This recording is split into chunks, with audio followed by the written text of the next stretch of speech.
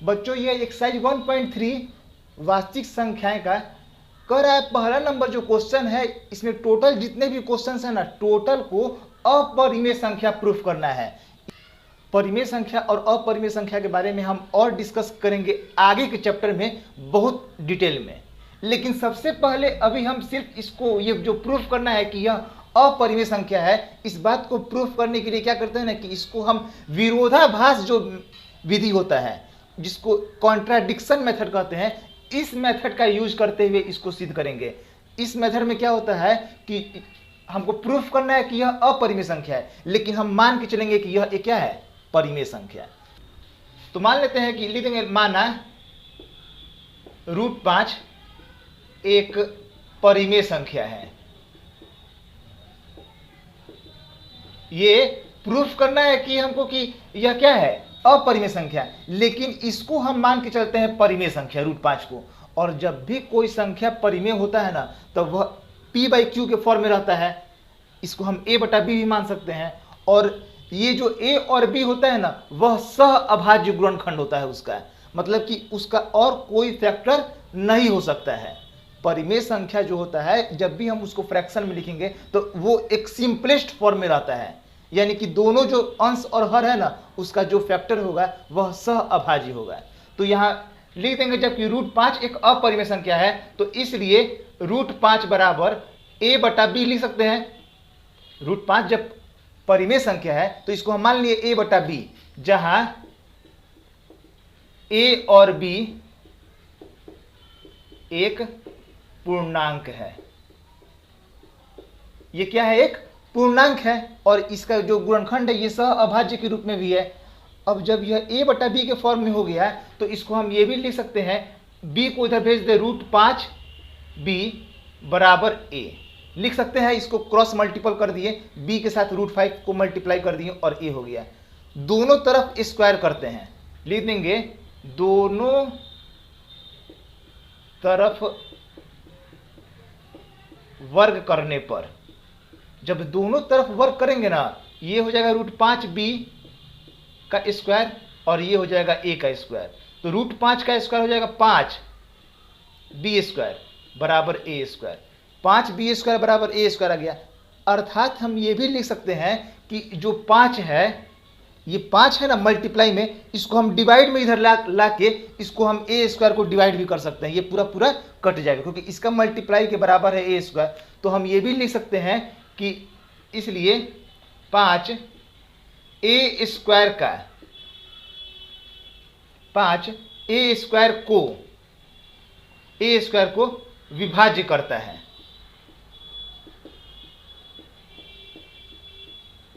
जो ये 5 है a² को क्या करेगा, विभाज्य कर देगा, पूरा पूरा उसको काट सकता है। तो जब a² को डिवाइड कर सकता है तो a को भी डिवाइड कर सकता है।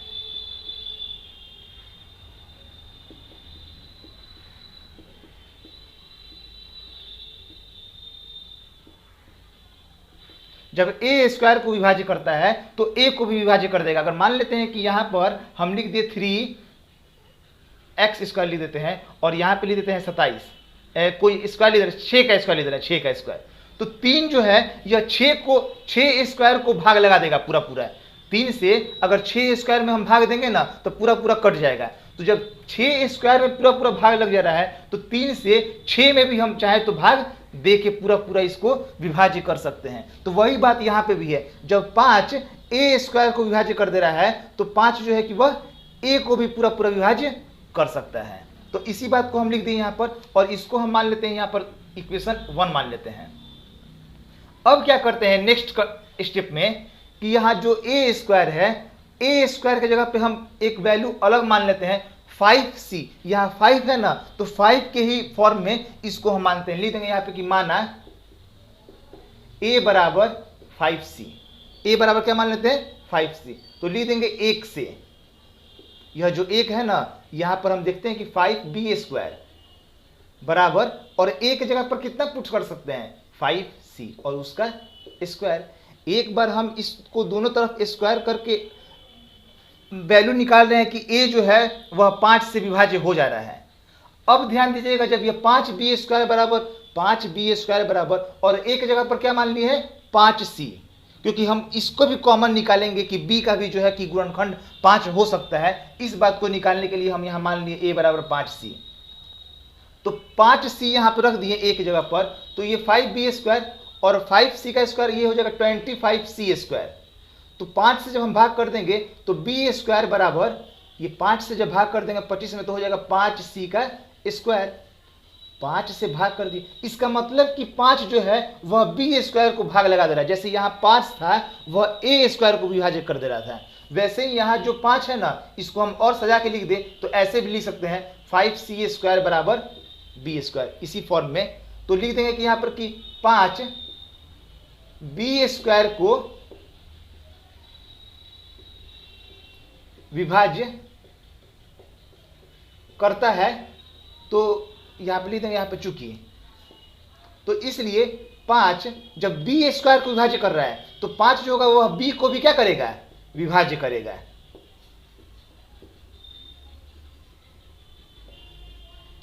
तो यहां जो इसको मान लिए हम 2, समीकरण 1 में देखते हैं कि 5 जो है वह a स्क्वायर को विभाज्य कर दे रहा है, और समीकरण 2 में देखते हैं कि 5 जो है वह b स्क्वायर को विभाज्य कर दे रहा है। इसका मतलब कि a और b दोनों का उभयनिष्ठ गुणनखंड क्या है, 5, क्योंकि a जो है वह 5 से विभाज्य हो जा रहा है और b जो है कि वह 5 से विभाज्य हो जा रहा है। तो दोनों का अब यहां लिख देंगे, इसको इरेज कर देते हैं। जो हम इक्वेशन 1 और 2 में निकाले थे, लिख देंगे 1 और 2 से 5 a और b का उभयनिष्ठ गुणनखंड, उभयनिष्ठ का मतलब होता है कॉमन, उभयनिष्ठ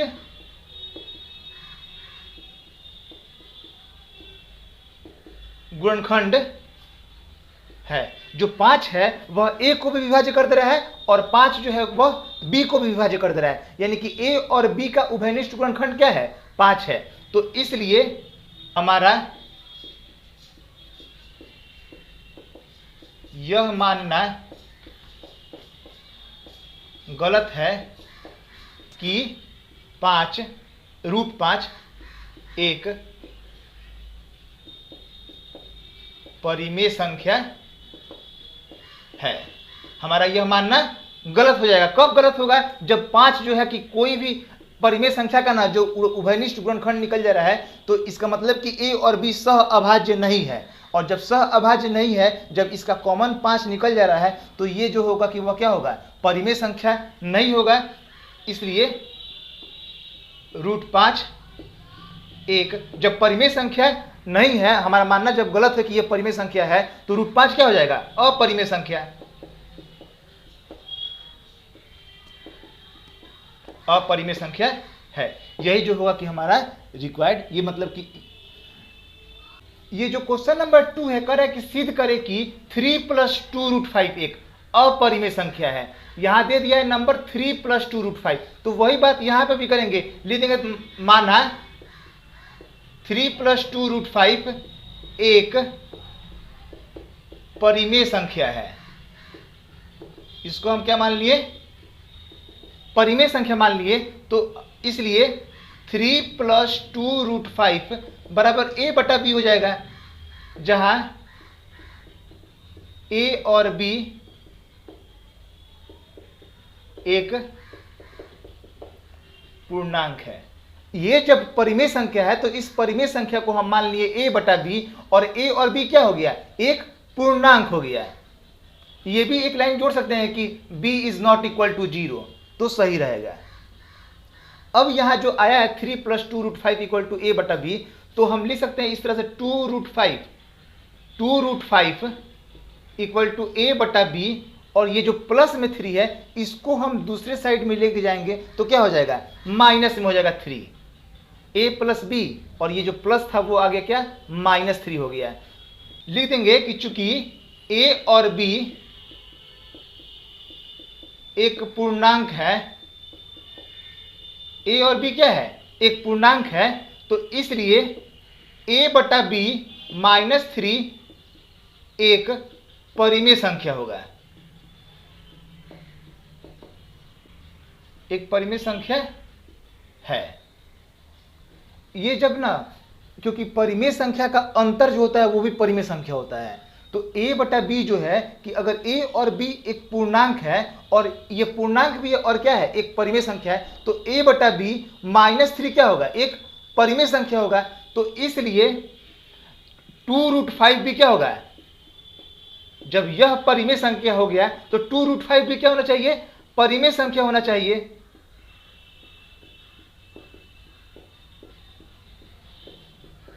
जब यह परिमेय संख्या है तो 2√5 भी जो क्या होगा, परिमेय संख्या है।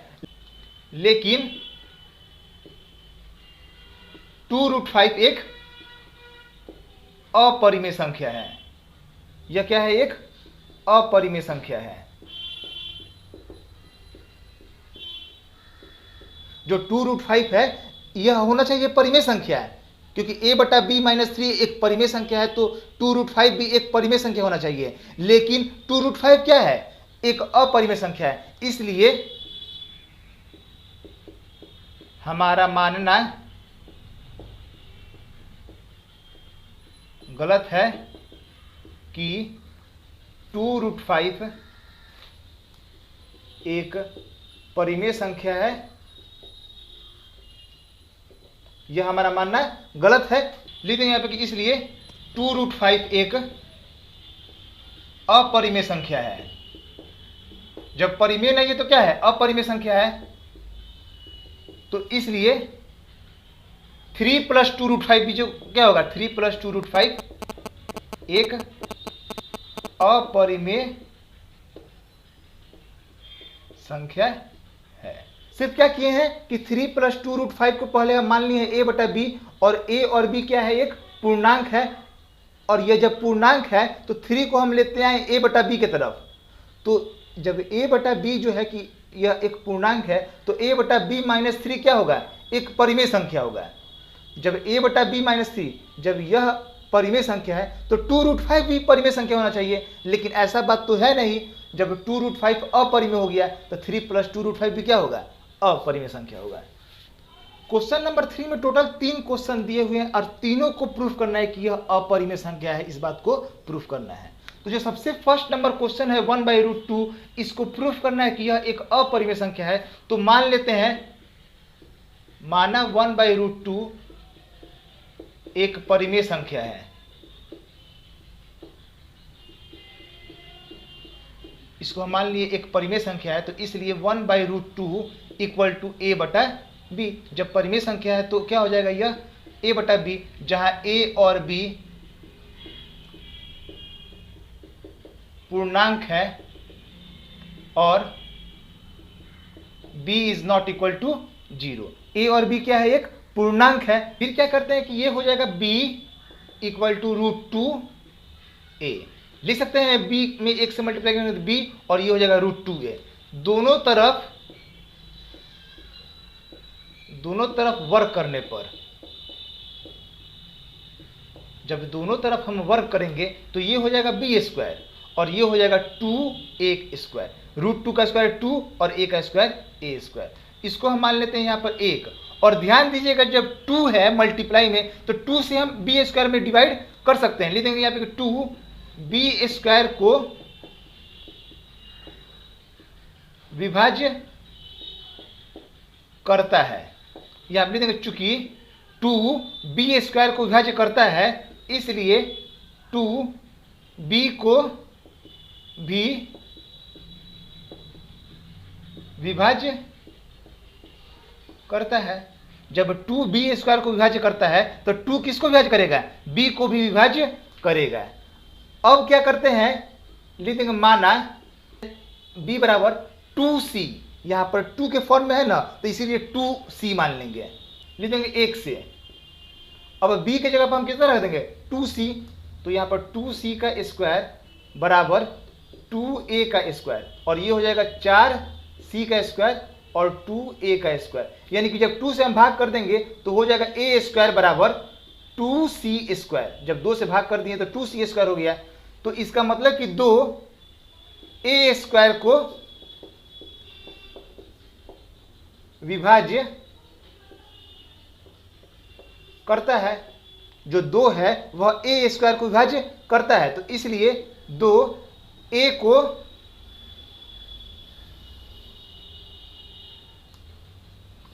को भी विभाज्य करता है।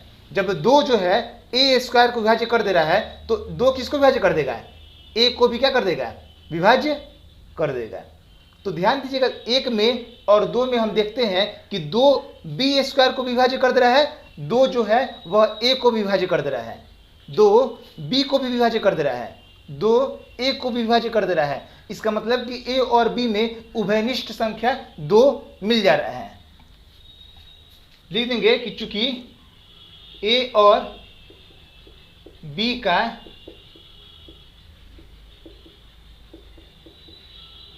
उभयनिष्ठ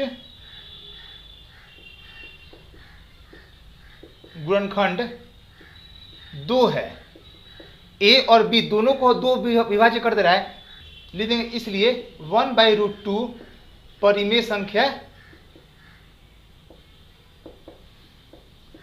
नहीं है। हम माने थे परिमेय संख्या है क्योंकि इसमें गुणनखंड नहीं होना चाहिए था, लेकिन यहाँ पे उभयनिष्ठ गुणनखंड मिल गया, तो ये परिमेय संख्या नहीं है, तो इसलिए 1/√2 एक अपरिमेय संख्या है। यही बात को प्रूफ करना था, और ये 1/√2 क्या हो गया? एक अपरिमेय संख्या हो गया। क्वेश्चन नंबर 2 देखते हैं। 7√5 को प्रूफ करना है कि अपरिमेय संख्या है। लिख देंगे माना 7√5 एक परिमेय संख्या है। जब यह परिमेय संख्या मान लिए तो इसका मतलब कि 7√5 जो होगा वह क्या हो जाएगा? a/b के रूप में हो जाएगा, जहां a और b एक पूर्णांक है और b is not equal to 0। b जो है कि 0 के बराबर नहीं है, a/b क्या है? एक पूर्णांक है जब यह परिमेय संख्या है। तो क्या करते हैं कि b को अगर इधर भेज दे, चाहे 7 को लेते आते हैं, लिख देंगे √5 इक्वल टू a/7b। a और 7 को नीचे लेते हैं तो 7b हो गया है। लिख देंगे कि चूंकि a, b और 7, a, b और 7 एक पूर्णांक है,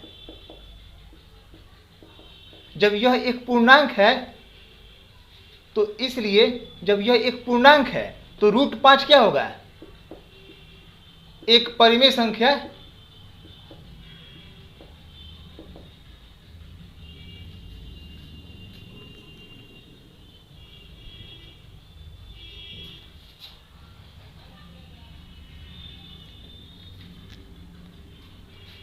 जब यह पूर्णांक है तो इसलिए a/7b एक परिमेय संख्या है।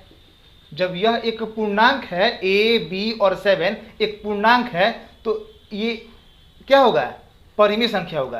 तो इसलिए √5 भी एक परिमेय संख्या होगा। तो √5 भी क्या होगा? एक परिमेय संख्या होगा। लेकिन √5 एक अपरिमेय संख्या है। लेकिन ये √5 भी एक परिमेय संख्या होना चाहिए, लेकिन √5 क्या है? एक अपरिमेय संख्या है। तो इसलिए 7√5 एक अपरिमेय संख्या होगा। जो 7√5 भी होगा क्या होगा? एक अपरिमेय संख्या होगा। बस यही बात को प्रूफ करना था। अब जो ये लास्ट 6 + √2 इसको प्रूफ करना है, तो लिख देंगे वही बात 6√2 लिख देंगे माना 6 + √2 एक परिमेय संख्या है। इसको हम क्या मान लेते हैं कि ये एक परिमेय संख्या है। तो जब परिमेय संख्या है इसका मतलब कि 6 + √2 इक्वल टू a/b, जहां a और b एक पूर्णांक है। पूर्णांक भी है और b is not equal to 0 है। तो 6 को क्या करते हैं कि √2 इक्वल टू a बटा b -6 कर दे रहे हैं। +6 को हम इधर भेज दिए तो -6 हो गया। लिख देंगे चूंकि a और b एक पूर्णांक है, तो इसलिए जब a और b एक पूर्णांक है तो इसलिए a बटा b -6 एक परिमेय संख्या होगा।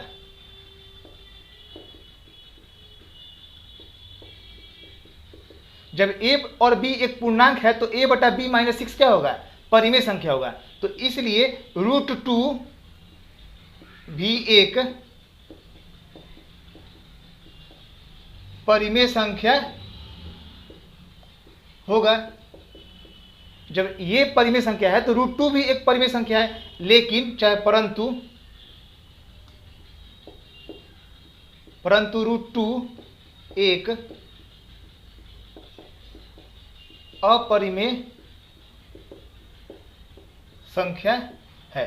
परंतु √2 क्या है? एक अपरिमेय संख्या है। तो इसलिए 6 प्लस √2 एक अपरिमेय संख्या है। यही बात को प्रूफ करना था। ये एक्सरसाइज आज कंप्लीट हुआ है।